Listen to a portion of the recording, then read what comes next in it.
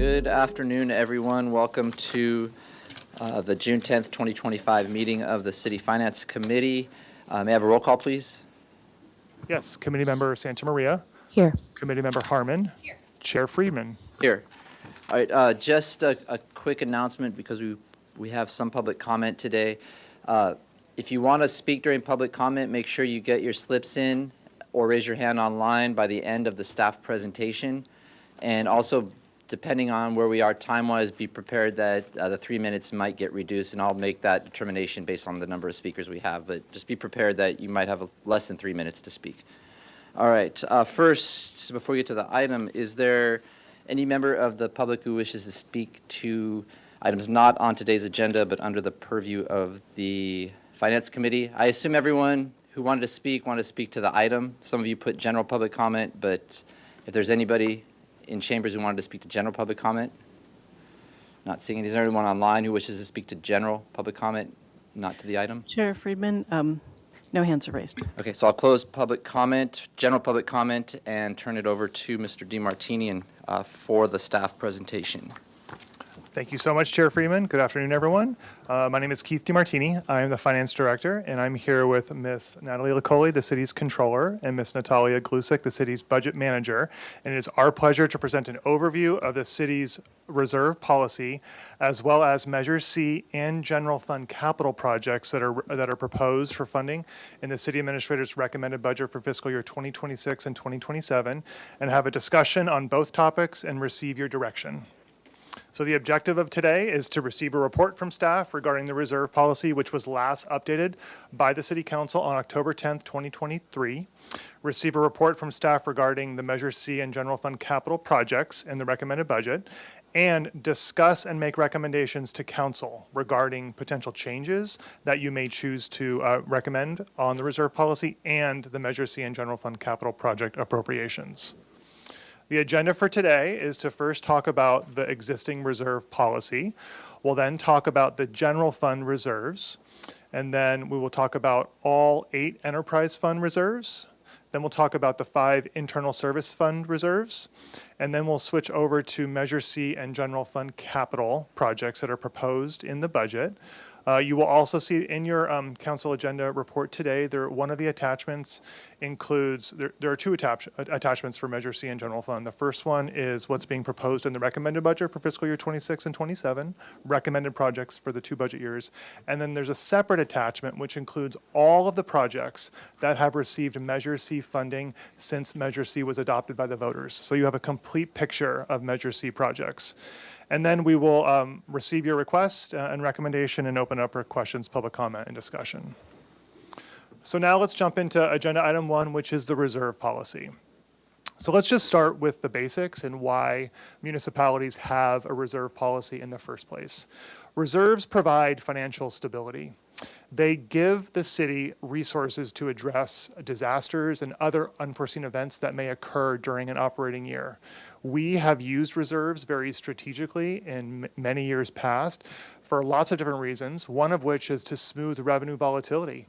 We experienced quite a lot of volatility in our primary tax sources, such as sales tax and TOT during COVID, as an example. Having reserves is one major component in achieving a credit rating from credit rating agencies. A credit rating is used to allow us to issue debt for really large capital investments, such as a recent one with the police station and Dwight Murphy. So having a high credit rating allowed us to not only issue the debt, but achieve favorable borrowing terms at a really low interest rate. That's just another example. And then reserves have historically been used in the past to address one-time projects and initiatives. And there's an example that we'll talk about a little bit later. So just looking at what are sort of intended uses of reserves, what are best practices that we follow as a local governmental entity. Again, it's perfectly acceptable to dip into reserves for one-time occurrences, really thinking about reserves as not an ongoing revenue source. It's cash that sits in our bank that we invest. it's perfectly appropriate to use them for one-time programs.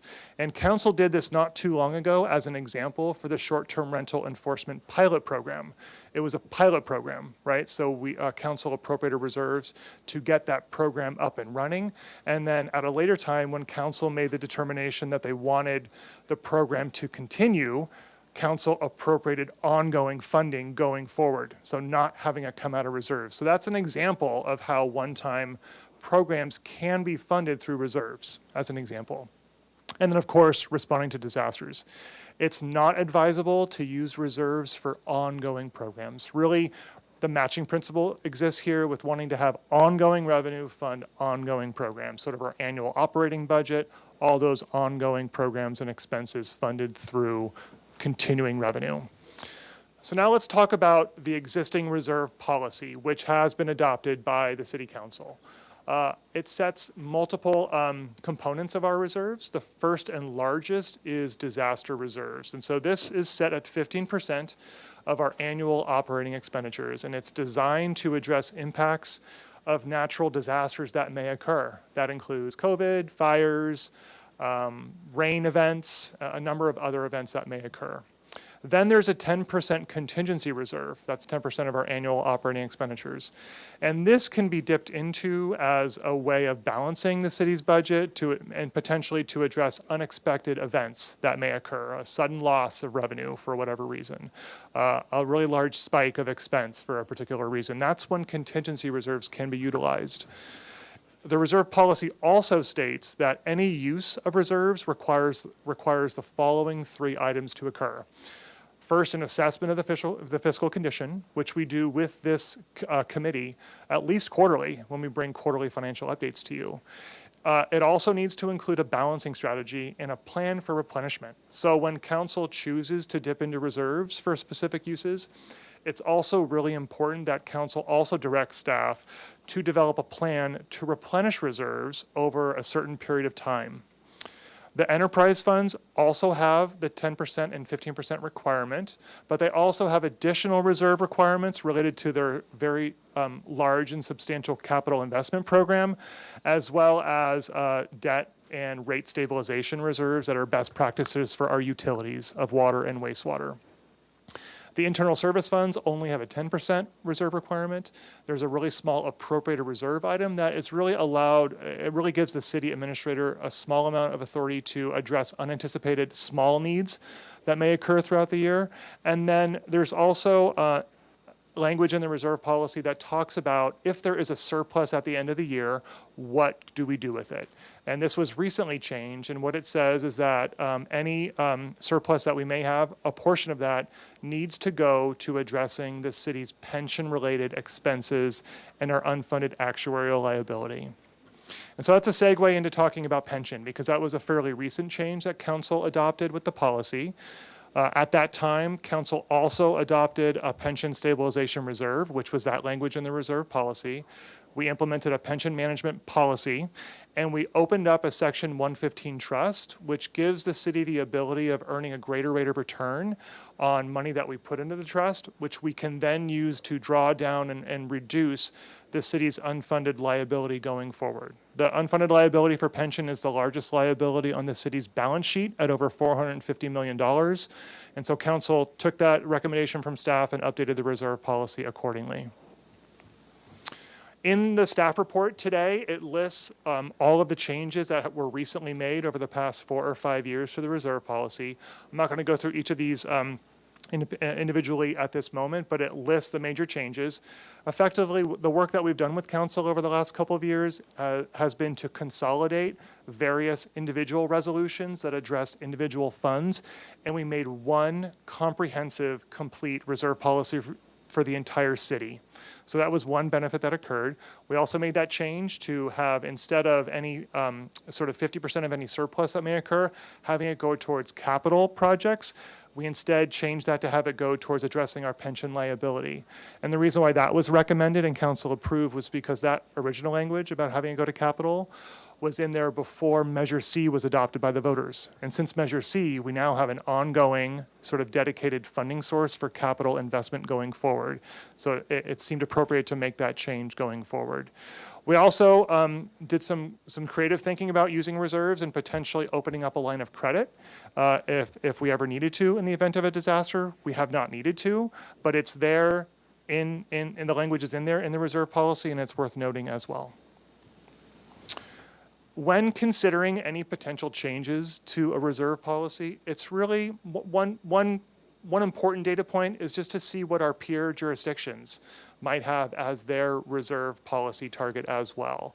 It's one factor. Each city is unique. Each city's revenue streams are unique, and how they spend their revenues are unique, and so it's just one piece of data. This graph compares the city's reserve policy of 25% to other cities in California, and the county is on here as well. This data comes from the California Society of Municipal Financial Advisors. It was a survey that was done in 2018, which I recognize is rather dated, but it's also important to note that cities do not change their reserve policies all that frequently, and so it is still fairly relevant. This data isn't as relevant to us because we would not normally compare ourselves to many of these cities listed here. Yes, the city of Ventura from its location compared to us in the county.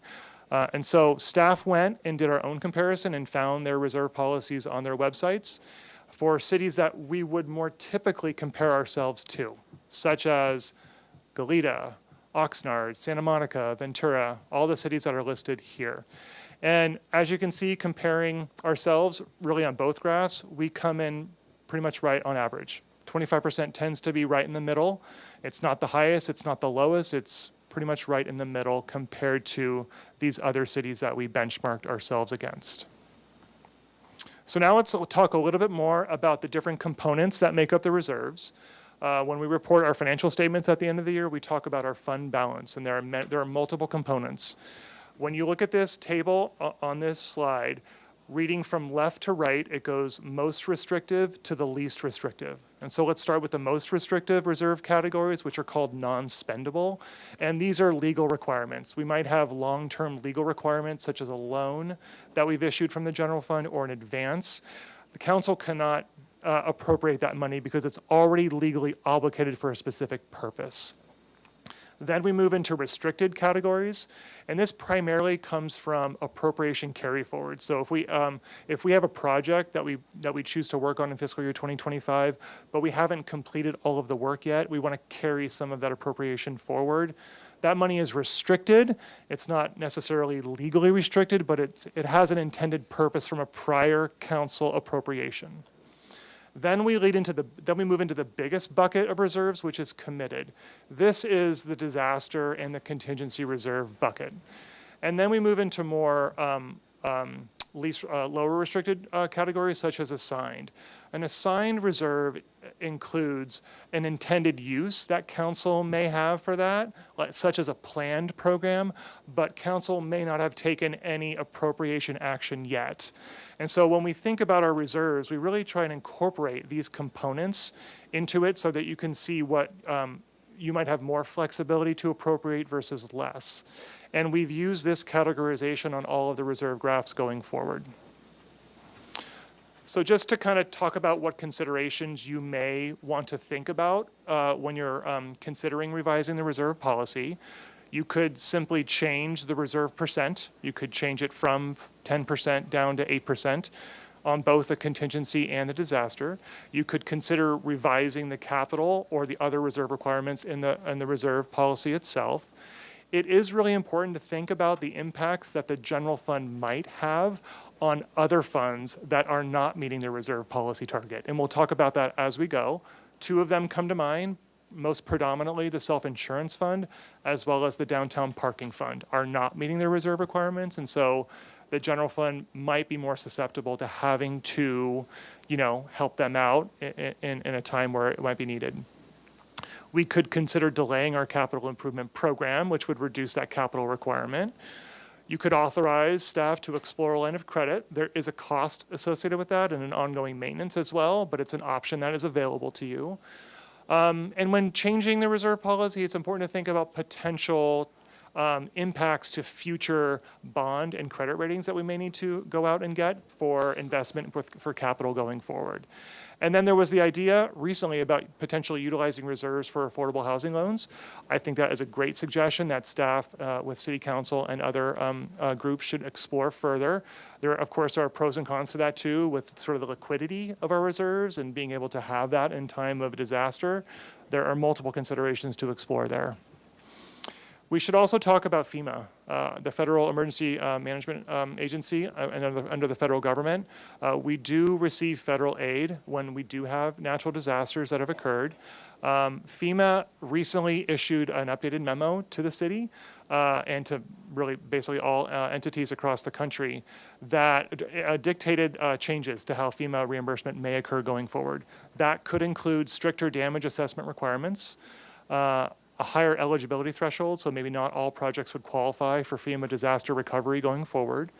The approved cost sharing might be capped at 75%, where previously it was higher than that, so the amount of funding available will come down. Changes to emergency protective measures. They articulated a limit to recreational facilities, and the largest being is Stearns Wharf, and we'll talk about the waterfront reserves in a second. Basically, an event that may occur on Stearns Wharf or one of our other many recreational facilities wouldn't even qualify for FEMA recovery if that were to occur. And then there's expanded documentation requirements. For a lot of our disasters that have occurred over the last couple of years, it has taken multiple years to even receive that funding from FEMA. And until that FEMA money comes in, the various disaster reserves and all the funds have to front that money first. And so those disaster reserves are really important for that purpose. Okay, so that's sort of the background as to why we have reserves, how it has evolved over recent years, and just comparing ourselves maybe with other cities. So now let's focus on the general fund reserve. It's really important first to talk about our general fund multi-year forecast. Again, this is a graph that we've showed throughout the entire budget cycle. It shows our revenues and expenditures in the general fund and what our projections are in the recommended budget for fiscal year 2026 and fiscal year 2027, and then our long-range forecast out to fiscal year 2030. And just as a reminder, we did present a third-party independent advisor. Our NHA advisors did their own multi-year forecast on the city's general fund, and they concluded pretty much what we're presenting here today, and that we've been implementing best practices with our forecasting processes, and they validated many of the assumptions that we're using in our modeling as well. The main reason why our revenues are jumping up in fiscal year 26 primarily is because of the first year of implementation of Measure I, the half-cent sales tax that the voters approved back in November. So we are effectively recommending nearly a balanced budget in fiscal year 2026. But as you can see, the gap widens in the out year. Our revenues do continue to grow.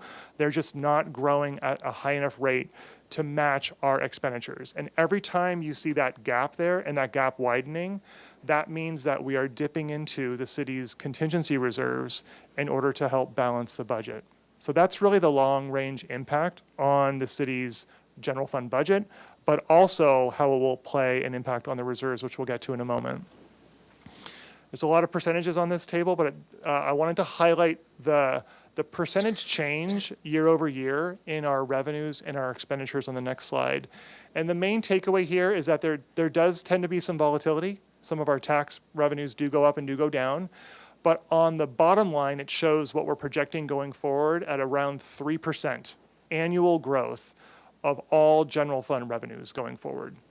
So if you can keep that number in mind as we go to the next slide, on the expenditure side, it shows our salaries and benefits, supplies, equipment for the general fund expenses, and we're projecting around 4% growth of our general fund expenditures.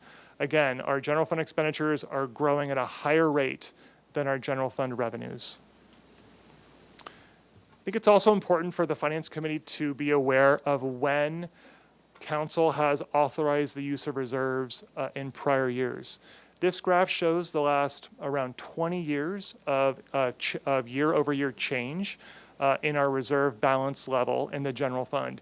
And it's really interesting when we put this graph together, you could really correlate specific events that occurred, whether it was in the economy or in our own budget, where we had to utilize reserves or when they were replenished. Really starting with the Great Recession, that was in the 2007-2008 timeframe, our reserves went down. So council authorized using reserves during that time. And then there was a period of about 8 years where the city council really replenished reserves, kind of slow and gradually to get back up to the reserve policy target level. The Thomas Fire, you can see when that occurred. COVID was a significant decline in our TOT and our sales tax. But soon after COVID, the year after, that's when the federal government authorized the ARPA legislation, where the city received money to replace that lost revenue in the following year. So you see that spike down and then that spike up. And then ever since then, TOT and sales tax continue to stay strong. And at the same time, we were experiencing a large attrition rate, a vacancy rate in the city that had salary savings. And so when you put that together, it showed some replenishment of reserves. And then in fiscal year 2024, that's really when the inflationary factors kicked in, where inflation was really, really high and it was much more expensive to procure the goods that we would normally procure, and our vacancy rate was a lot lower. And at the same time, our revenues kind of evened out. So you can see over the years, the city council has dipped into and or replenished reserves, really correlating to specific events. And I want to spend a lot of time on this graph because it really sort of puts it all together. And this graph really shows the reserve levels in the general fund starting from fiscal year 2019 and then projecting out during the multi-year forecast period. The different colors of the bar represent the different categories of reserves. Again, from the bottom being the most restrictive reserve categories, and then as you go up the bar to the very, very top would be the least restrictive categories. The black line shows the current reserve policy target of 25%. That's what's currently in the reserve policy. And then over the last couple of budget hearings, we heard comments from council members about considering reducing or changing the reserve policy target down to 22%. And so staff modeled that on the red line. And then we also modeled one other scenario, just as a way of helping this conversation further along. If the council was to completely eliminate the contingency reserve and only retain the 15% disaster reserve, that's the yellow line. And so it's important to think about how our actual reserves would be compared to the target at the different percent levels. And the major takeaway on this slide from staff's perspective is that by the end of fiscal year 2026, the budget year in question, then into 2027, we're already pretty far below the reserve policy target, given what's included in the recommended budget and in our multi-year forecast. So even if council was to reduce the reserve policy target down to 22% in fiscal year 2027, we would still be below that lower policy target level. And then as you can see in the out years going into fiscal year 28, 29, 2030, we would have completely used the contingency reserve and would be dipping into our disaster reserves. Again, this is a model. This is a model based on our independent reviewed model, what's included in the recommended budget. If all else was being equal and we continue to operate the city in the same way that we've been operating as of today. And things may change, and so we will continue to work with you as we get new direction and as new information comes in. So with that, I'm going to turn it over to Ms. LaCauley to talk about the enterprise funds. Thank you, Mr. DiMartini. Good afternoon, Chair Freeman and committee members. Before presenting the enterprise fund reserve, I would like to bring some important factor. Our presentation is for the council to use as a tool for forward-thinking conversation about the utilization of our reserve. Cash equal reserve. The reserve policy does not speak to fund balance related to fixed asset. Consequently, this category is not displayed. When processing through the calculation of the various reserves, many financial transactions are peeled out of the equation as they reflect gas standard, fair market value, and do not involve cash. Enterprise fund reserves are presented for the first time. We want to keep it simple and consistent across all departments. We understand that departments may not operate in the same manner financially. Some departments may be top-heavy on debt and therefore need to be set aside a debt reserve for their obligation. I will provide additional information for those departments. From fiscal year 21 to 24, unassigned portion are designated as one that is not obligated in nature. Projection for fiscal year 25 to 27 are displayed a little differently. They exclude the transfer out for capital outlay and consequently free up the cash to this unassigned portion.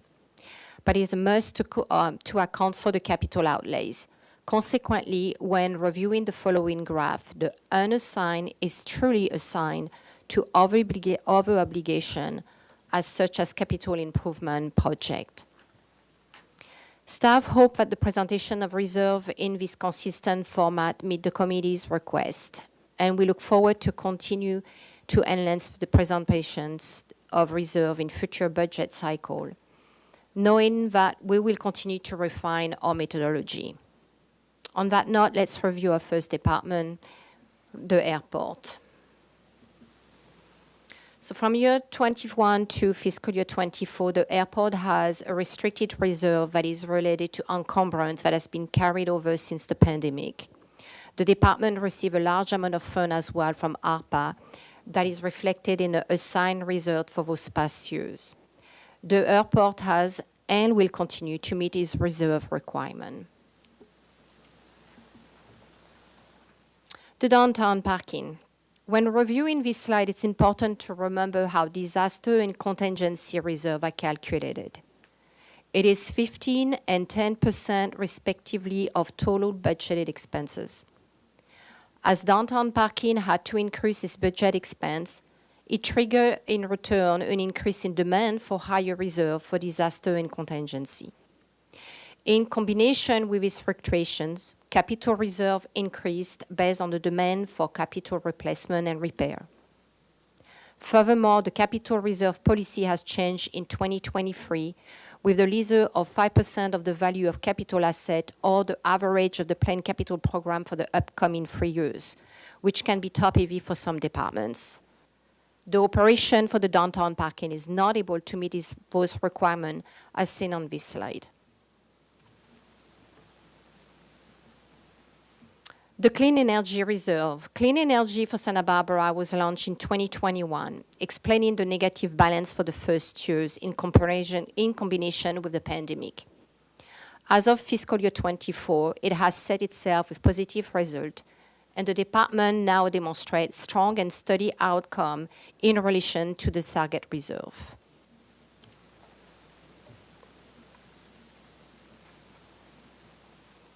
The Gulf Reserve. The Gulf maintained its reserve at a constant level with an increase in assigned reserve for critical infrastructure repair for the Gulf course that will be used in the upcoming years.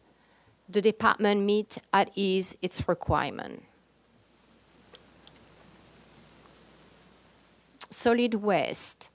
Prior to fiscal year 23, the Solid Waste Fund was treated as an operating fund. It did not have the same requirement as the enterprise fund, such as setting aside disaster and contingency reserve. This accounting treatment changed when Council last updated the city reserve policy in 23. The Solid Waste Fund is now treated and reported as an enterprise fund. Due to this change in reserve calculation, 23 target reserve, including new policy as well as a retention of 80% of the account receivable balance. Starting in fiscal year 24, the reserve mirror other enterprise fund reserve. The department is strategically building its new requirement to meet its target reserve.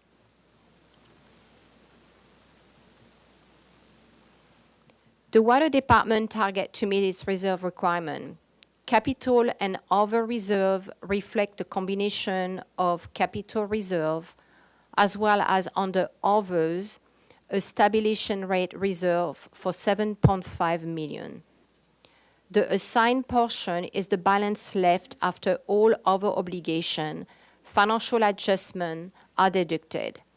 For transparency, we have at the end of fiscal year 24, $6.6 million in reserve for debt with an increase by $2 million for the upcoming years. Most of the debt are related to state loans, with a requirement to keep one annual payment in reserve. From 25 to 27, we notice a stabilization in the level of reserve. The wastewater department was able to meet its target reserve since 2021 and will experience an increase in assigned reserve in the upcoming year, mainly related to large capital outlay. 1.9 million additional debt reserve obligation will need to be set aside in the future for the El Estero electrical renewal and the Brammer lift projects. For the waterfront reserve, fiscal year 26 will be a challenging year with an increase in expenses that drive the assigned reserve down. Few obstacles are: the stern wharf deductible is increasing from 1 million to 3 million effective July 1st, 25, requiring reserve to fund a property-related event that may incur. Last week, waterfront staff were informed that the federal government most recent budget update eliminated a $3.65 million of funding that has been appropriated for decade for dredging in the Santa Barbara Harbor. A recent FEMA memo stated that the recreational facility will no longer be eligible for FEMA disaster recovery refunding in an event of a disaster. Despite those challenges, the department will try to strategize the future years to meet its requirements.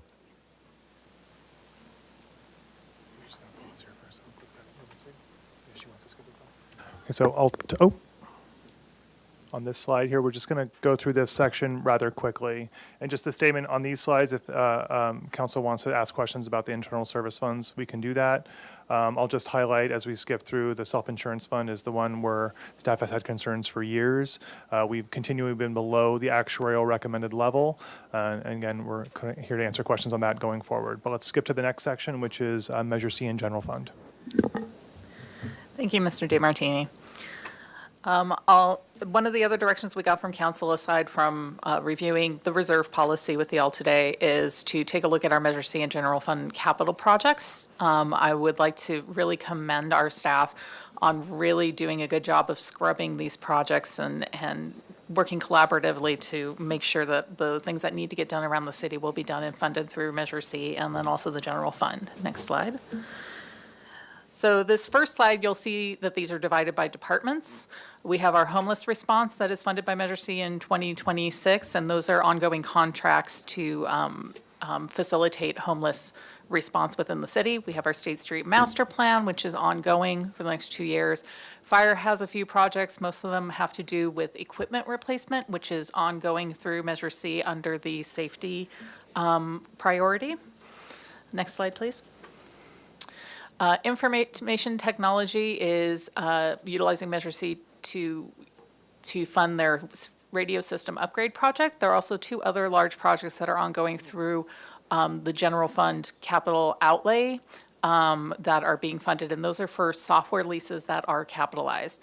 Library also has a few projects there that you see that are having to do with updating the library. Next slide. Parks and Recreation will be the next couple of slides. Our Parks and Recreation department does a lot of work around town. There's a lot of facilities, there's a lot of land to manage, and you see just a few of them here are funded by Measure C, including the Dwight Murphy Field renovation. You'll see that $604,000 is predominantly for matching on donated funds.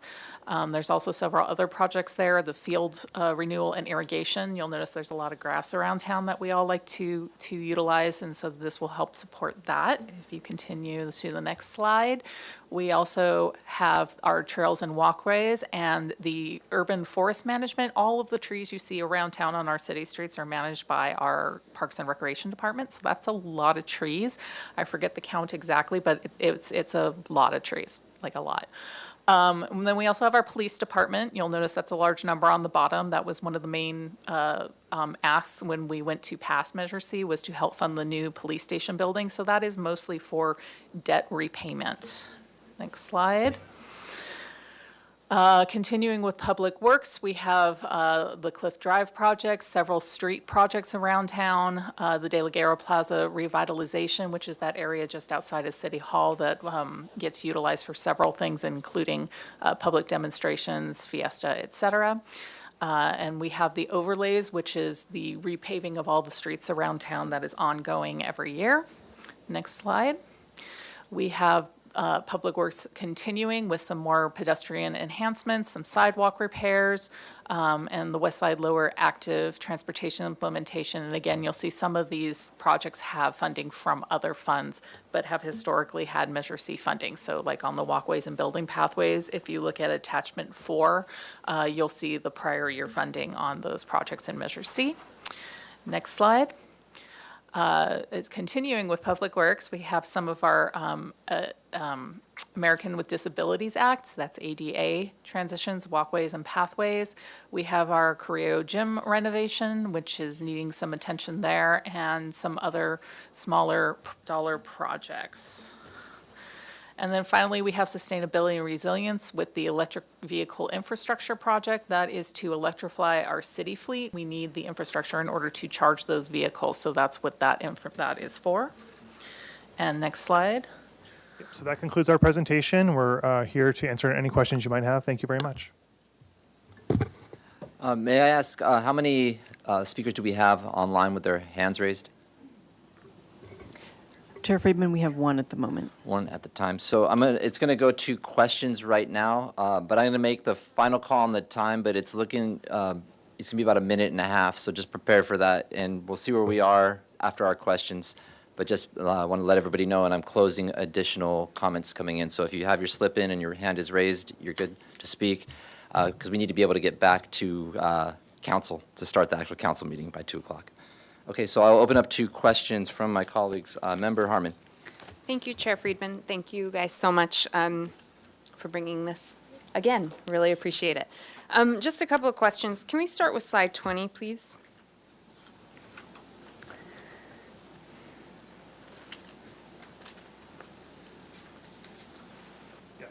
Thank you. So I think to me this is probably the most important slide of the whole presentation, and I want to make sure that I'm going to try to maybe say it back to you because I didn't understand this before yesterday and still struggle with it a little bit, and I want to make sure we are all on the same page about what we're talking about and what it would mean. So if I wanted to access $1 million of new funding from somewhere to put into, I mean, we can just say it. We're all talking about the Local Housing Trust Fund. It's the elephant in the room, but it could be for anything. In an ongoing way, this chart is showing me that a reduction of 1% is not going to give me $1 million. Is that correct? Councilmember Harmon, you are correct. So this chart is also showing me that a reduction of 2% is not going to give me $1 million. Correct. So in order to get, and I'm just saying just $1 million just this year, I would have to reduce the reserve policy from 25% down to, what does this say here? 22. So that's a 3% reduction would get me how much? Well, Councilmember Harmon, it would get you to basically the level of reserve that we're projecting by the end of So that that year. would still be zero. So it would still be effectively zero. The line in fiscal year 26, the red line, is at the very Is at the top top, of okay. the bar. The bar represents the amount of cash we have in reserve. So So you'd have to go lower. So we would have to reduce it by more than 3%, and that would still only be for this fiscal year, because looking out into years ahead, that red line goes up, and it would be a bigger delta that we would have to come up with. So the point that I'm trying to make, and this is what I didn't understand, and I will save my comments, we need to look at this reserve policy.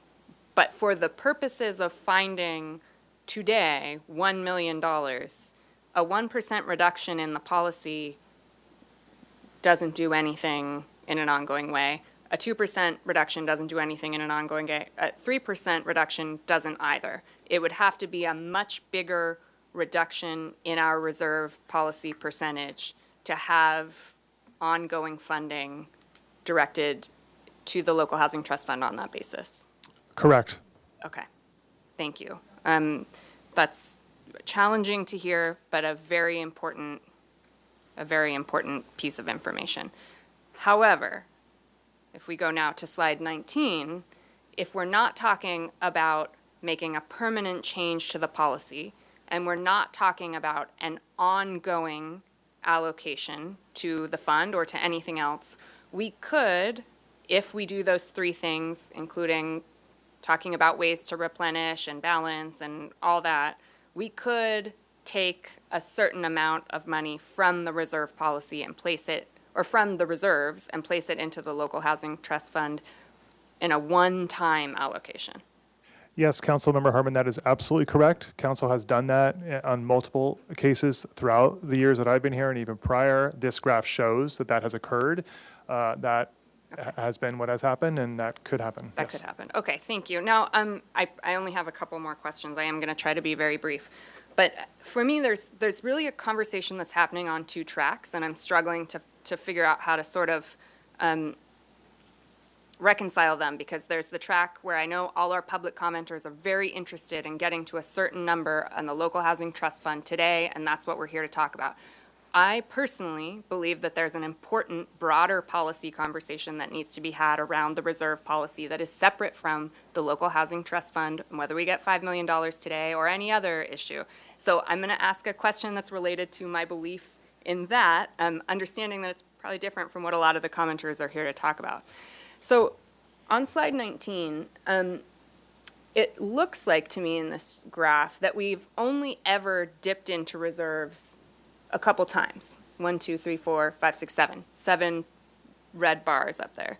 But what I seem to remember, and I could be wrong, so please correct me, that year after year, we pay for new ideas and programs and policies by using reserve dollars. And it's a pretty constant refrain up from the dais, like, okay, if you're going to do this, you have to dip into reserves. And we say, go for it. So are we using reserves every year, or we've only ever used them those 7 times? Councilmember Harmon has a great question, and I think this graph shows, really the intent is to show the change of the reserve balance year after year. Not our And I use of think what you might be referring to is about how council appropriates reserves during the year to help fund a particular project or whatnot, right? And that can be achieved in multiple ways. One way that I think it is most typically achieved is through salary savings. So for example, council appropriates, a $200 million general fund budget each year, and it has a certain staffing level. Well, because our vacancy rate has historically been a little bit higher than maybe what it would typically be, we definitely saw a trend during COVID where our vacancy rate was a lot higher. We had salary savings. So council had given us authority, at a high level. We may have been able to implement one of those projects because we had some savings in other line items. So that's been a way that I think we've been able to achieve some of council's directive over the years. There are other ways too. So is that where we would typically say, find a way to pay for it, and if you can't, use reserve dollars, and then you very kindly manage to make it work? Councilmember Harmon, that's typically what would occur. And like every quarter we come to you, we give you a financial projection about where we think we're going to get and where we're going to end up after we have another quarter's worth of actual data. Every quarter we bring a series of budget adjustments, and some of those budget adjustments may be we need to appropriate reserves because we've exhausted the amount of appropriation we might have in a particular line item or department. That's an example when we will come to you and say, no, there's no other funding for it. We actually need reserves. Okay. That happens as well. Thank you. So to that point, I don't think that it's necessarily, well, it's appropriate for today, but I don't know that we have the information. To the extent this conversation moves forward, I would love to have data about how often councils, we or general councils, do that appropriation of reserves to pay for surprises that we want over the years. And I think that's critical to the conversation around the reserve policy, because if we have a policy that is every year, 90% of the years we use that reserve, what good is the policy if we don't pay attention to it? And I don't think it's good policy, it's not good governance, rather, to have a policy on paper, but then just kind of do what we want anyway. I would rather us align what it is that we do year over year with our stated policy rather than, so I'll leave it there. But I will be, in my comments, making a motion that we have this conversation around reserves separate from hair on fire budget conversations. And that's really what I'm looking to get at. Is there value for us in aligning what we actually spend and how we actually allocate money with what our policy on paper says? So I will leave that there. And my final question has to do with the Measure C and general fund capital projects. I really appreciate seeing them all written out this way. This is extremely, extremely helpful. Is there a prioritization list somewhere or someone that can provide? Because what I would like to know, everything has a cost. I'm aware of that. Every delay is another dollar spent. But what's the cheapest to delay or change? And I just I don't have any expertise in that area. I will, and Brian's stuck over there, and he can come join me as well, Acting Public Works Director Demore. This year, because of the increased cost that we had to spend for the new police building construction, we actually went through a very rigorous haircut on all of the Measure C projects. So this is already, I think, more than half reduced from what were submitted as necessary projects. And then we did implement a prioritization matrix this year for the first time. It was a little tricky because we couldn't exactly use it because we're obligated to do the police building. So I think that prioritization exercise will become more useful in a few years once we're done with the construction of the police building and I'll just say we have more money that we need to spend on that because the debt issuance did not cover all of the construction costs. So we're having to pay cash for the next few years, which is taking up a lot of Measure C dollars. So in a few years, we will be able to come back and have a more rigorous prioritization discussion. I don't know, Brian, if you wanted to add anything or. So you guys are not going to choose anything for me, is what you're saying? I would say this is the winnowed down list.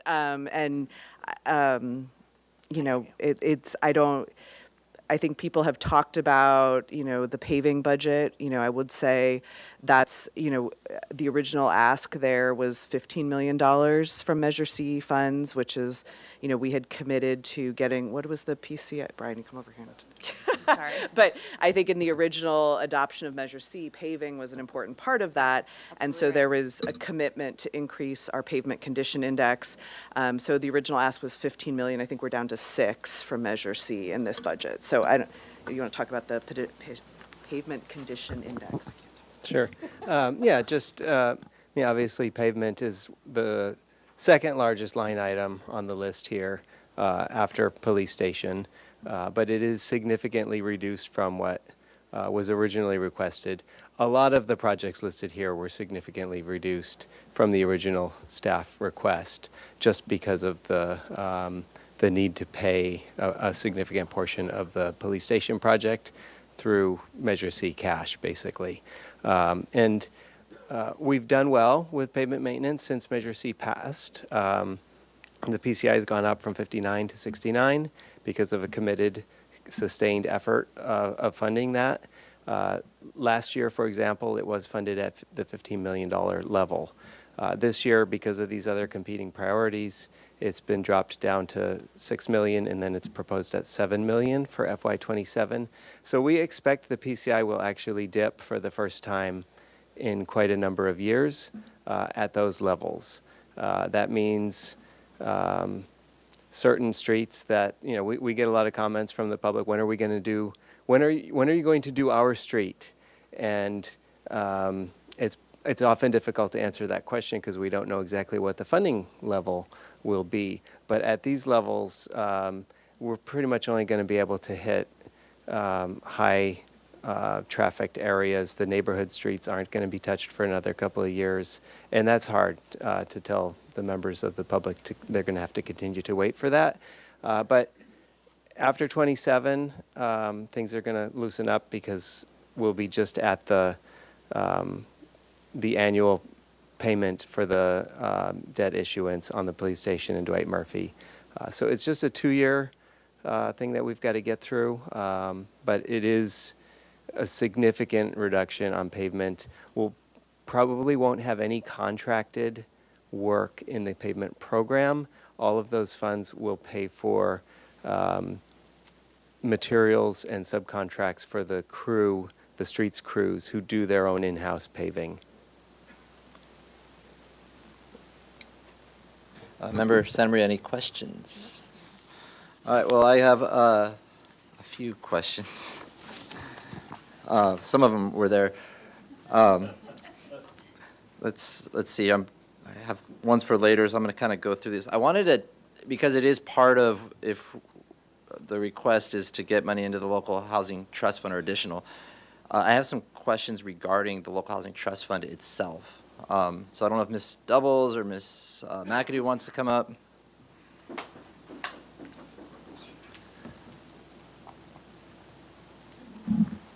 So, could you tell us what is one of the main purposes of the local housing trust fund was the match potential from the state? Can you tell us what the status is that for funding from the state for that? Thank you, Chair Friedman and committee members.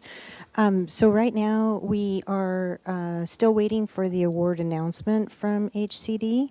It was supposed to be last December. It was definitely delayed some. At one point, they said their staffing was real low and all that. So we are waiting, could be any day now. We have gotten a notification, formal notification, that our score for our application is 90, and that made the cutoff. So we are basically still being considered for an award, but we just haven't heard yet. And then going forward after this round, is there any state matching dollars provided by the state in their next coming budget? Thank you, Chair Friedman and committee members. From what we understand, I believe our lobbyists have looked into that, and it looks like there may not be any more funding for that. So Going as forward. of right now, there's no state funding match in the foreseeable future. Yeah, and they have not released any further NOFAs either. And then just one last question. I have others, but I'll save them for later. But it's important because what are the requirements in terms of the types of housing we must provide for if we go into local housing trust fund, the percentages, and then what would happen if we had our own dollars in there, but there's no state match? Would we still be bound by those? So first, what's the percentages?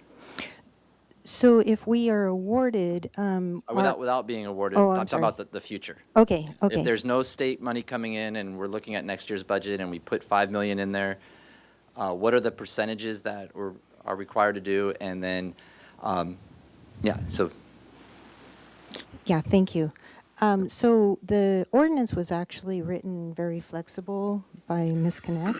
I don't know if you I'd want to be talk happy about- to answer that question right there. Okay. So under the ordinance, there's kind of two parameters. First, money is deposited that are either ongoing source of revenues or designed for the matching funds. They have to be part of that percentage basis, which I can go over in a second, which is 30% for extremely low, 20% for moderate income. Outside of that, so outside of funds that are not for matching or not ongoing revenue sources, so like a one-time that you're suggesting, council has more flexibility. We created that in the ordinance to allow for your directives in accordance to your policies and priorities you identified. However, it's still restricted to either moderate income housing or below. That's the level you have to do it. So you can do entirely, for example, all moderate incoming, or you can do very low, or you can create your own percentage. So you're not bound by those percentages if it's matching or ongoing sources.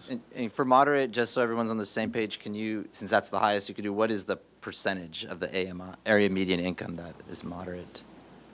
The percentage is 20% under the. No, I mean the actual, what's the percentage of the area median income so everyone knows the, Ooh, let me look that up. 80 to 120. There it is, yep. Thank you. perfect. So we could still do that with that. Correct, yes. Just wanted to be Yes, sure. yes, Chair. All right, now, I think for right now, I'll leave my rest of my questions for that later. I just wanted to be sure. Maybe for Mr. Doimus, the last one is if we put dollars in, can we take them out? If there's no application to the state, if we put things in there and say there's another project, we wanted to pull it out, or is it required to stay in there? Committee and Chair Friedman, what's required to stay is matching funds and ongoing revenue sources. We committed to that. What can go out is if you're putting extra money beyond that and there's a reason to pull that out. There's nothing, at least looking at the ordinance, that prevents that. Okay, so we could go put money in or put money out going forward, either way. If it's additional money outside of what's committed. So correct. 5 million additional. Yeah. Okay. Or, yeah. Okay, so on to measure, I had a couple question, just on measure C, just to follow up, Mr. Demore.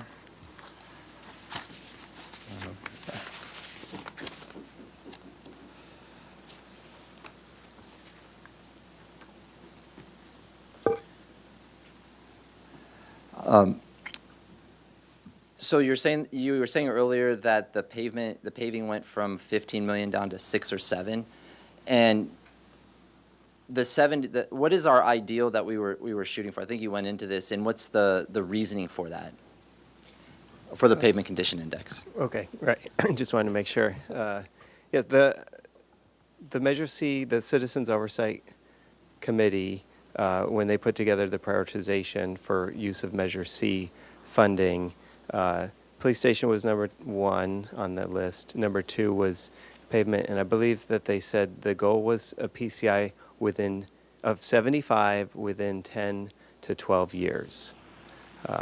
And we've gone, that was with the second 5 years of Measure C. So, since the passage of Measure C, we have gone from 59 to 69. So we are on that path, but it's been with levels of funding higher than what are on the table today with Measure C. And then if we were to delay even further the maintenance, about what is the inflationary cost? So if we delay a road a year or two, does it cost 5% more, 10% more, 20% more? Just a ballpark figure? Yeah, for a ballpark for like a 1-year delay on one street, I mean, it's hard to say. If you have a dry winter, things don't degrade as much, but you get a wet winter and things degrade very quickly. I think we all see that, sometimes overnight even, after a storm event. But if you were to average it out, not counting inflation, you're just talking about the exponential decay, the cost to repair, it's probably in the 5 to 10% ballpark if I had to guess. So, and then you add on inflation to that. All right, and then my last question on this one, when we're doing a lot of our streets and maintenance, we are adding ADA accessible features to some of our roads, as I understand it. That's correct. Whenever we do a surface treatment, not just like little point repairs, but if we're resurfacing the street, we're required by law to upgrade the access ramps at all of the intersections. And we've been doing that systematically since Measure C. There's still a lot of work left to be done on the streets that we haven't yet resurfaced, and that does add a pretty significant amount of extra cost to these projects. Fortunately, as long as the standards don't change, when time comes to go back to these streets, it will be easier where we can just focus on the resurfacing. So if we delay streets, we will also be delaying ADA accessibility because some of those aren't ADA accessible right now. That's correct. When we had a smaller pavement maintenance program, we were just chipping away on access ramps at a rate of maybe like a dozen a year that we were doing, and now we're doing probably more like between 50 and 100 ramps per year. Thank you. Just a couple more questions. There's also been, I'm good on public works, thanks. This might be for Ms. McAdoo. I just wanted to understand, there's a lot going into the 3 police, out of Measure I, the 3 police positions, and that if we didn't fill those, there would be 300,000, or there would be that money available. Can you clarify what's actually happening? Sure. Thank you, Chair Friedman. So when we put those positions back into the budget, we recognize that there's already quite a number of vacancies. And so we basically zeroed out the cost of those positions and offset it with an increased amount of vacancy savings. So technically, there is not funding for those positions right now. It has been zeroed out with vacancy savings. If the department gets to a point where they are ready to fill those positions because they've hired enough people to get to that place to fill those last 3 positions, we would come back to council at that point to ask for an additional appropriation. So in the budget as it's proposed right now, it's a net zero, it's not an Correct. additional 300,000? Okay, thank you. And then, trying to go around here real quickly. Mr. DiMartini, if you could pull up slide, I guess it'd be 19. I just wanted a clarification on, so when we used our reserves, and especially during ARPA, at any point, did we use all of our contingency reserves and go into our emergency reserves? Yes, Chair Friedman, a couple months prior to when the federal government approved the ARPA legislation, we at that time had already depleted the entire amount of contingency reserves, and we were dipping into the disaster reserves at that time. And then on top of that, when ARPA was passed, can you speak to what happened when ARPA was passed? Like, how much did we get, and how does that affect our reserves? Absolutely, yeah. So the ARPA legislation awarded around $21 million in total to the city of Santa Barbara. We received it in 2 separate tranches, 1 year apart. The entire first tranche was appropriated by the city council to replace lost revenue. And it was mostly in the general fund, but a small portion of it was also placed into the downtown parking fund. Obviously, people stopped parking in our parking lots downtown. And so it replaced revenue. And so what it allowed us to do was to continue to provide services to this community. And if we didn't have that, we would have all that revenue would not have been replenished, and we would have had to reduce expenses more significantly than we already had to do. The second tranche was appropriated for a variety of sort of more critical projects to address the needs that arose during COVID, keeping the libraries open 7 days a week, security services, a number of other projects that the community benefited from. And so when that first tranche that went back into the general fund, if Congress at the time hadn't passed ARPA, we would still be dealing with about another $11 million deficit in our reserves. Councilmember Freeman, that is correct. It could be even a little bit higher. And again, a number of factors would have occurred. Maybe we would have had to look at additional revenue sources earlier than we did. We might have had to reduce expenses more to help balance the budget and minimize the impact on reserves. So there might have been a number of steps along the way, but at all else being equal, yes, our reserve position would have been approximately $11 million lower. That is all I have for right now. Looks like Member Santa Maria, you have a follow-up. Yeah, thank you, Chair Friedman. I have a follow-up question for Ms. McAdoo. I'll wait till you come up. I'm a little bit confused on the 3 officer positions, and you mentioned them being zeroed out, but I'm seeing in the Measure I breakdown, there seems to be an allocation there's a request to allocate to bring back funding for those positions. And so if it's zeroed out, why is there an allocation line item for that? Because we had talked with the council previously about adding those positions back into the budget, so we reflected them back into the budget. What you don't see is in another line item in the general fund budget that's for vacancy savings, we have increased that amount at the same amount at the cost of those 3 positions. Okay. So you don't, because Measure I is part of the general fund, so that's just one small piece, and so that dollar figure for those 3 reallocated positions or the unfrozen positions is then netted out by the increased vacancy savings on the different line item. That makes sense. So our Chief of Police, Chief Gordon, has mentioned that, she has done an incredible job in filling these vacancies. So how does that net zero it out if we are already filling those vacancies? I'm actually not sure. I don't think it's completely full, but there we're are still somewhere between 10 and 15% vacancy. So that's anywhere from probably 15 to 20 officer positions that are still vacant in the department. So, and then we have turnover. So, you fill a position, someone retires, someone transfers to a different department. So it's, she is doing her best. We've added recruitment incentives, but I'm not sure that we will get to a point where we're filling those last 3 positions. But it could happen. But where we are right now is somewhere in the 15 to 20 officer vacancy range.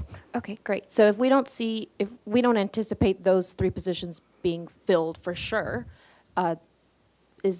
we're able to allocate then that funding elsewhere, wouldn't we? But no, because there is not funding in the budget, because that number, we've basically offset it with vacancy savings, which is a negative. So it's basically zero net increase to the general fund budget. Got it. So there's not money there that can be reallocated, because we've basically subtracted it in a different line item in the general fund budget. Got it. If Okay. that makes more sense. Thank you. Yep. All right, so we're going to move on to public comments, and so it'll be a minute and a half. And so first up will be Dina Davis, followed by Larry Severance, followed by Rich Applebaum. Good afternoon, esteemed Finance Committee members. My name is... Good afternoon, esteemed Finance Committee members. My name is Dina Davis. I've served on the Library Advisory Board since December 2021. Thanks to your budgetary commitment to the library, our talented, passionate, highly educated, and experienced library staff provide critical resources and programs to our entire community every day of the week at Central and 6 days a week at our East Side branch. Our housed and unhoused residents of all ages enjoy safe, clean spaces where they can access knowledge, technology, and the internet, job skills training, referrals to community partner agencies, and compassionate, dedicated staff members. Thanks to your support, our enhanced security team, who work closely with our library staff, allows everyone who visits and works in the library to feel welcome and safe. We advocated along with others last year to promote the passage of Measure I, because our library is an essential service for the whole community and provides opportunities, resources, and programs curated and developed based on the needs of all members of our community. Investing in our children and youth, investing in literacy, and supporting our most vulnerable community members is an investment in our future. I hope we can count on your continued support of our essential library services and the incredible people who provide them. Thank you so much. Thank you. Larry Severance.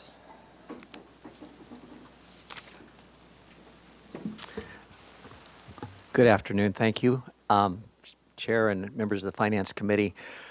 I'd like to thank the staff for really highlighting some of the alternatives that the council can look at in terms of potentially funding the Local Housing Trust Fund, which I am here to speak in favor of.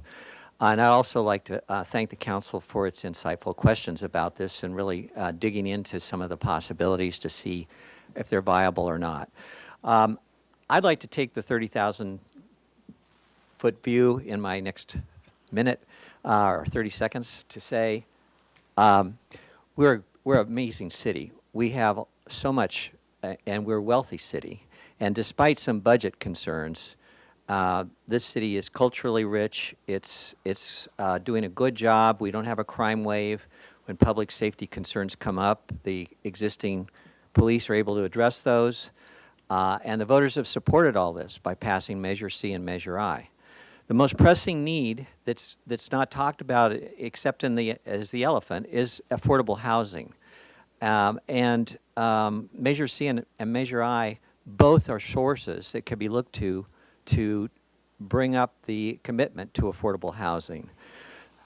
The goals of housing and public safety intersect, because if you have a home, you have a safe place to live. If you're in the community without a home, there's all kinds of problems that arise from that. So please support affordable housing. Thank you, Mr. Severance. Rich Applebaum, followed by Diane Black, followed by Lisa Carlos. Thank you, members of the committee. I share Larry's appreciation for all you've done.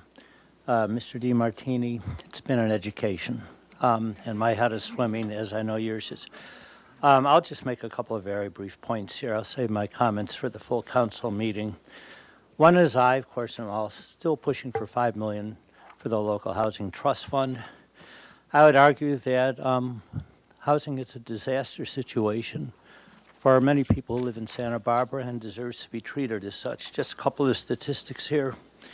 Over half of our tenants are rent burdened paying more than 30% on rent. Fully a quarter are paying over half of their income on rent. If you look at homeowners, a third are cost burdened, more than 30% on housing. 1 out of 8 are severely cost burdened, more than 50%. These are disaster situations for the people who experience them, and there's one reason why we see people on the streets. I need to remind you that our RHNA requirements call for 5,000 new affordable dwelling units for people below moderate income. And moderate income is 120% of the median income. It's below $115,000 a year. So we are talking about the people who work in our community. So finally, let me go to the reserves. Well, I don't have the slide in front of me, but Keith, the slide that you put up showed a bunch of comparison cities. 3 of those cities were higher than Santa Barbara. One is Goleta. Another one is Carlsbad. I'm going to have to ask you to wrap up, Mr. Appel. I'm sorry, it goes fast. Oh, come on. We got to have time to I'll deliberate just and get point back out to council. that there are 5 of those cities which are way below us, and they are comparison cities also, including those neighboring us. Find the money. Diane Black, followed by Lisa Carlos, followed by Christian Herring. Chair Friedman and members of the committee. My name is Diane Black, and I'm speaking on behalf of the League of Women Voters of Santa Barbara. I will be speaking this afternoon, so I'm not going to give you all the statistics and information, but just 3 points for today. The first is funding for affordable housing construction should be considered a high priority for funding, given the severe affordable housing crisis in the city and the lack of an ongoing funding source. We are asking you to help identify funds for the next 2 fiscal years while we all work to establish a permanent ongoing funding source for affordable housing. Second, affordable housing construction should be part of Measure C and the city's capital improvement plan. Funds for Measure C should be considered as a source for this significant capital need. And then third, the reserve policy could be modified for the next 2 fiscal years to enable the city to fund $5 million for affordable housing construction. And I'm not a budget person, even though I worked for the county for 35 years, so I don't really understand the reserve math. It's not how my math came out, but I'm sure you're right. But given a general fund budget of $248 million and significant reserves, we believe that with a strong commitment to the construction of affordable housing, you can find the funds. That's your job, and that's your staff's job, and that's what we're asking you to do. Thank you. Thank you. Lisa Carlos.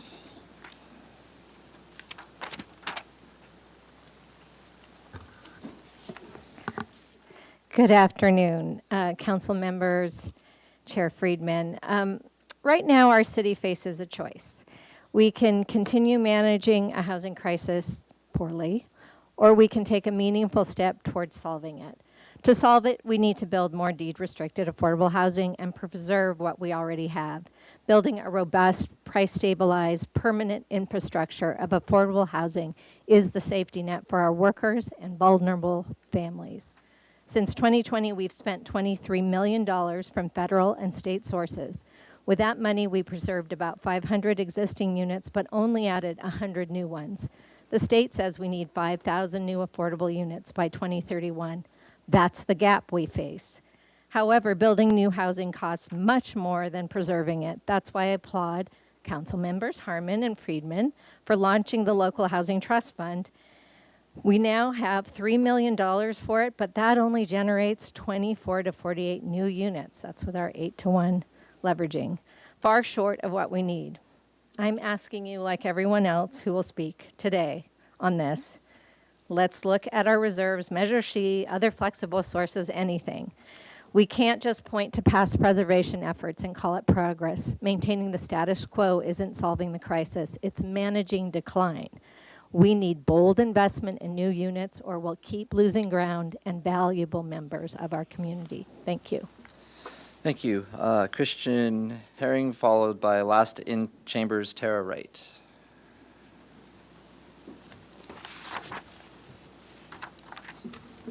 Good afternoon, council members. I am here today advocating for affordable housing. I request that you seriously consider allocating more funds to the local trust fund to create affordable housing by investing $5 million a year for the next 2 years. It's not just the people on the street that are suffering, although they deserve a chance at a better life just as much as the rest. It's your neighbor, the employee at your favorite coffee shop. There are plenty of people I know personally who are working 2 jobs and barely getting by. 70% of the county's workers earn less than the 80% of the area median income. These people have no time for themselves or their kids, and this leads people into situations where drugs, crime, and homelessness is involved. I know from experience, I'm currently homeless and was an adopted child with improper guidance. Who has become homeless. I am currently working 2 jobs and enrolled at SBCC. I believe it's your duty to serve for the well-being of all citizens in your community, regardless of their circumstances or their past, by investing in the local trust fund for affordable housing. Thank you.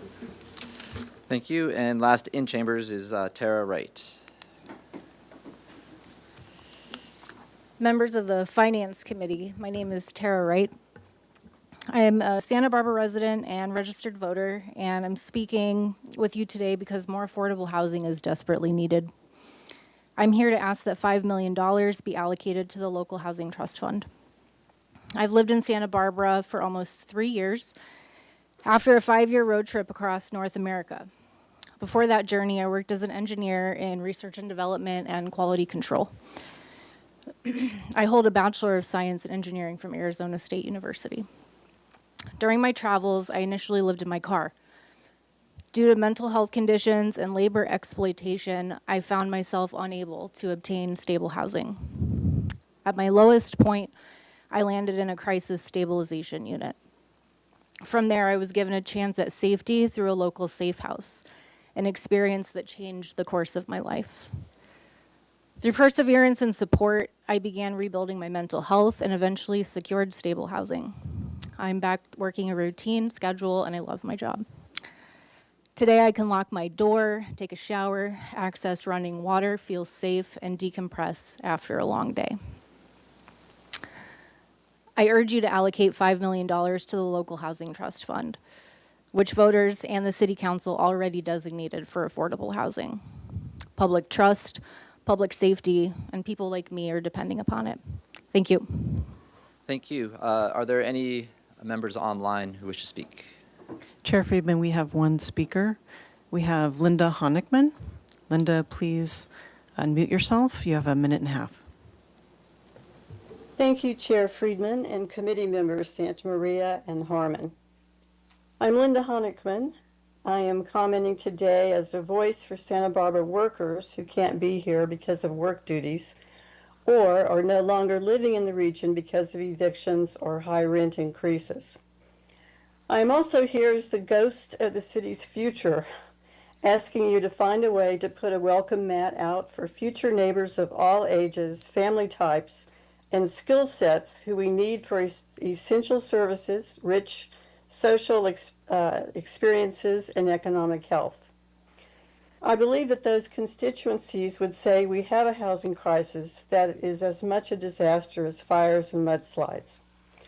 So we need to shore up our resources to tackle this complicated problem more aggressively with partners across the community. For that reason, I'm grateful that staff, the finance director, and this committee are looking at details that could offer a path to jumpstart more affordable housing production. I trust this group to come up with a plan that will help us find an annual investment of $5 million for housing production costs, especially if you view budget priorities through the lens of renters and everyone who wants a vibrant, livable, resilient, and equitable community. Thank you. All right, thank you. That was our final speaker. So now we're going to bring it back to the committee, and we're going to be discussing item C of the recommendations. So looking at the reserve policy and then any discussion on Measure C, general fund or capital that we'd want to recommend that the council consider that will go up for the discussion later today. So who wants to go first? Don't everybody jump in at once. Member Harmon. Happy to. This is reserves anyway. It's one of my favorite topics. So I'll start by first saying thank you to everyone who came out and has helped us try to do this creative and very, very challenging work of thinking through where money can come from. It's, despite being on the finance committee, it's like one of my least favorite things to do. Honestly, it's really hard. And as a full service city, we have an incredible number of competing priorities. I share your passion for affordable housing. I don't even need to get into it. I think it's clear. It's from the moment I got on council, it has pushed me, it has driven me. But it is true that it's hard. There's a lot of places that our money goes to, and a lot of it not very exciting. And no offense to our public works director, but like the PCI is not, it's not super exciting, but it's incredibly critical. I see him, he's like, not cool. But it's really, really important. And so it's trying to find that balance between what we take for granted sometimes that works in our city, and where we want to go, where our shared vision for the future of this city is. And how do we balance those two things, and how do we put it on paper in the form of a budget? So I guess I'm a little bit off topic, but I can't help myself. I just did want to acknowledge that, because I think we're all sharing in that challenge, and I'm hearing that from the public commenters as well, and from our staff too, certainly. So with all that said, I'm going to get to these two items, and I will tighten it up, Councilmember Friedman, and stop going on tangents. As to the reserve policy, specifically pertaining to our ability to put more money into the local housing trust fund via a reduction in the reserve policy, it is clear to me that the numbers show that we don't have what we thought we had. We don't have what I thought we had. I thought I could do a 1%, and that maybe I would finally have 4 votes for a 1% reduction today, and that would give us the money. That's just simply not true. So to me, that it's just not worth pursuing. I don't believe, as it specifically pertains to today's conversation, I don't think that we have the capacity on just one random Tuesday, or the will, truthfully speaking, to do the kind of reduction that would be necessary to get that money put in today. It was always going to be sort of on the razor's edge of whether there's support to do this anyway. It's a very complex undertaking. To go from 1% to upwards of 3 or 4 to try to make it, it's just not going to happen today. That said, I continue to feel very strongly, and I'm so gratified to hear from so many of you. I hope that you feel strongly about this outside of just this one particular issue, that the reserve policy does need to be critically examined as a community. I have struggled to have the conversation about reserves because I only ever am able to effectively bring it up during budget time.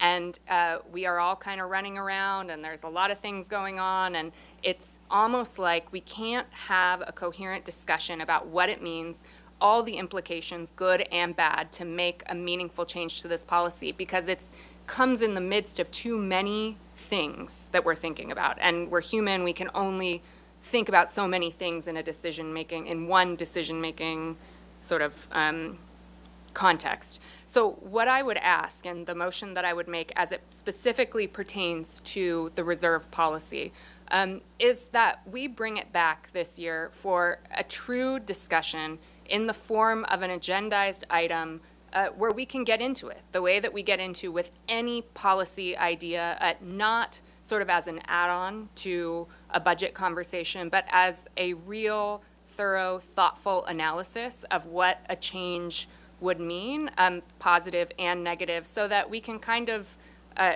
make a more holistic, so that we can actually make a more holistic decision about what that change would mean, and none of us feel pressured to go one way or the other in the context of what is a very heightened and emotional conversation. So I will be making that motion.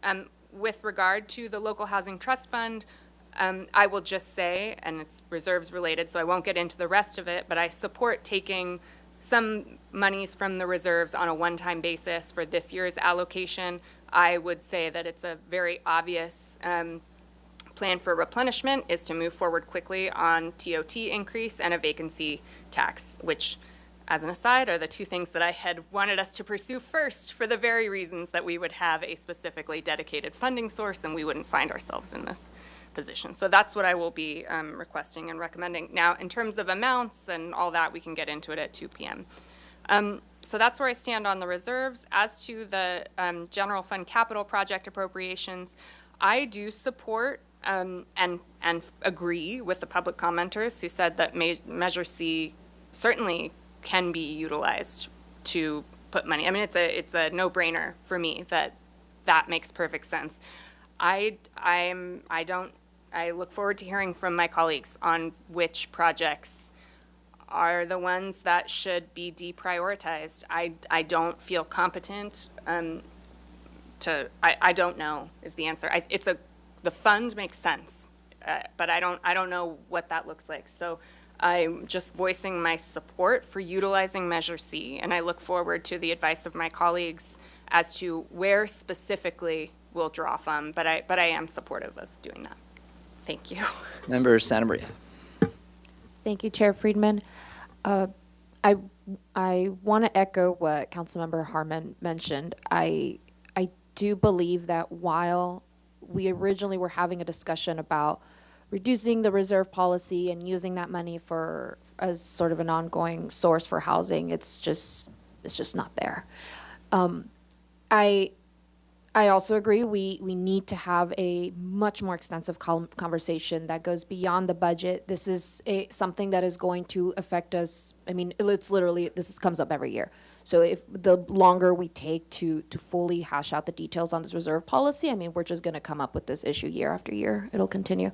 I will say for the reserve policy, I am fully supportive of dipping into our reserves to do a one-time allocation to the local housing trust fund with the direction to staff to identify a funding source to replenish those funds. And I think the reason why I'm in support of that is because I think with everything that is going on, and we're of course short on money, but we're also short on time.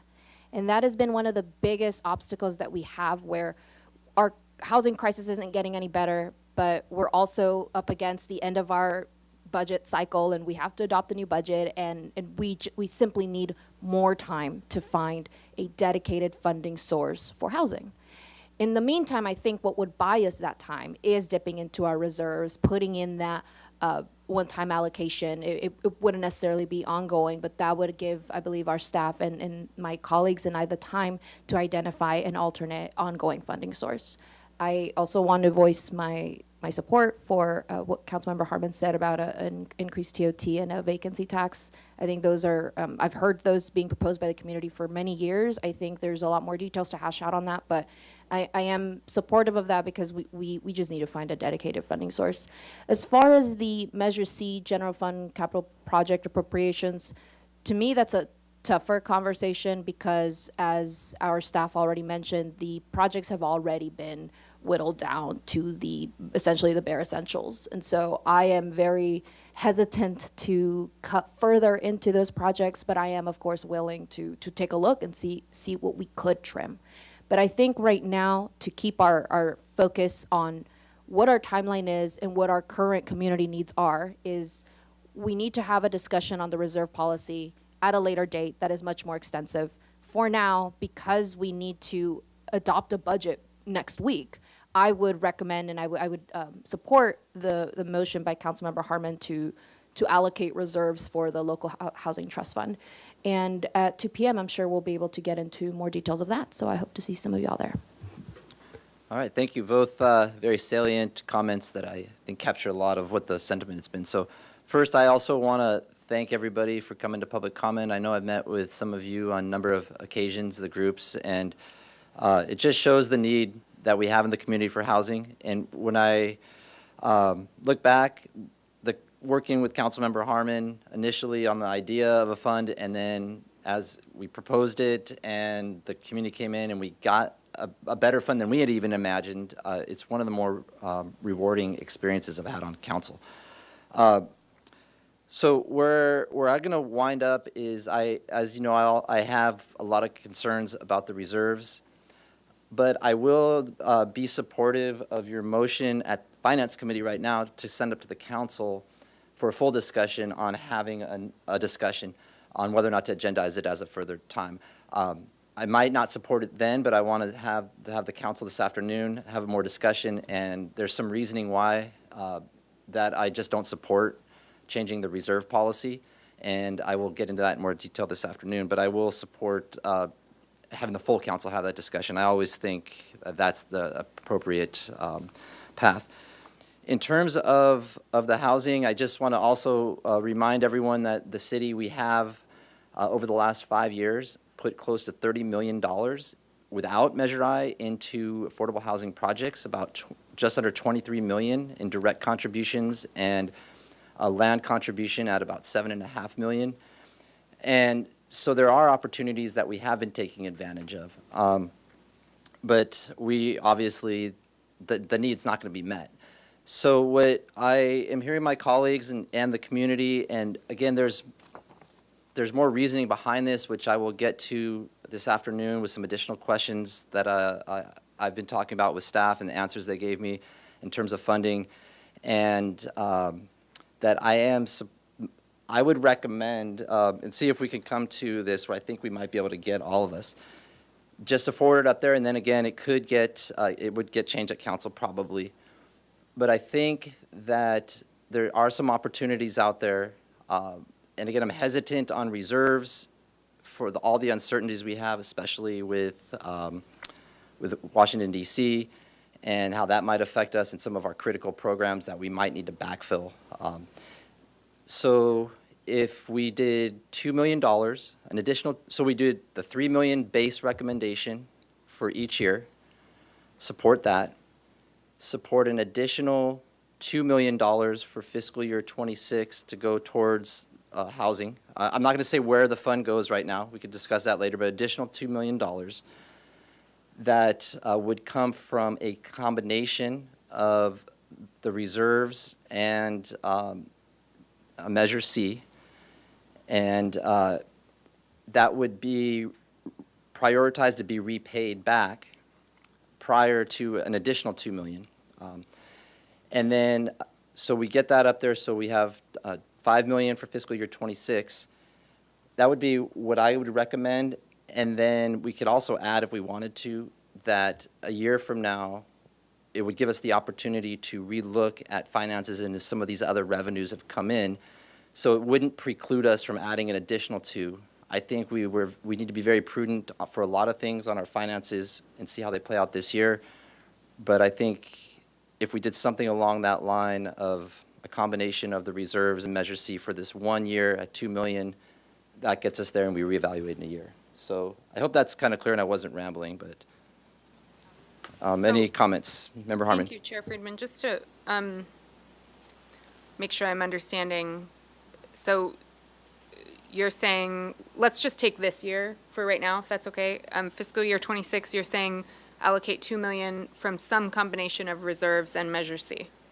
In addition to the $3 million base, so it'd be $5 million for fiscal year 26. And is that $3 million base for just FY 26, or was it 26 and 27?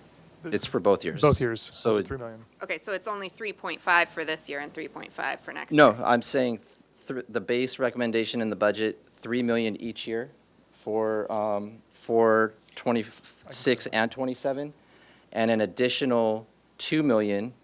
And this additional 2 would come from some combination of the reserves and Measure C for fiscal year 26. And then a year from now, we reassess where we are for fiscal year 27.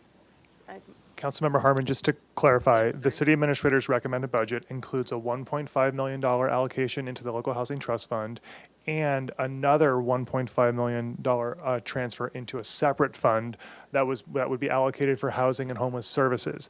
That's in both fiscal year 26 and 27. So it's a total of $3 million in the recommended budget. So, thank you. I was not counting that 1.5, which I need a better word than slush fund. That's all I can think. That other fund.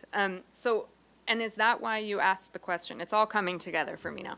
That's why you asked the question around transferring money out of the fund in the event either we don't get a match or there's some community priority that we've got this 1.5, we can take it out.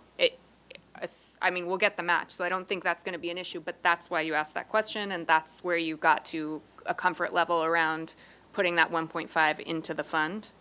Correct, and later this afternoon, I think there might be opportunities where revenues might be in our favor the first year. And so we could repay it, and then we will see where we are in 27.